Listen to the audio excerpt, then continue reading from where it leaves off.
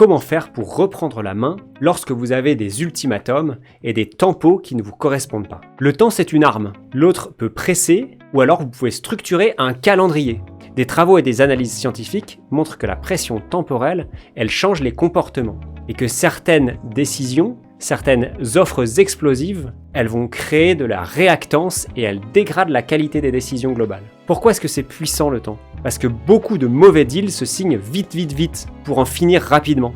Il faut maîtriser le tempo. Celui qui maîtrise le planning maîtrise les décisions. Alors comment faire ? Il faut déjà annoncer une deadline, une échéance réelle. Quelque chose qui soit raisonné, parce qu'il y a un process interne, parce qu'il y a un planning, parce qu'il y a des choses comme ça. Et éviter les ultimatums basés sur rien du tout.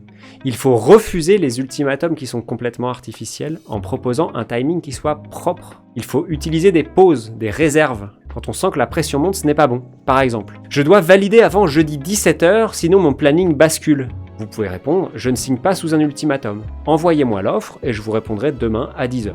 Et toujours pareil, vous avez le droit de faire une pause. Ok, on fait une pause et je vais revenir avec une proposition structurée. Vous avez vraiment le droit. Laissez-moi le temps, je vais réfléchir à la proposition et je reviens. Alors attention, vous pouvez avoir en face une personne qui va penser que c'est une objection. Auquel cas, vous pouvez être clair. Ok, je pense que votre ultimatum n'est basé sur rien du tout et je préfère faire une pause et revenir à quelque chose de plus cohérent.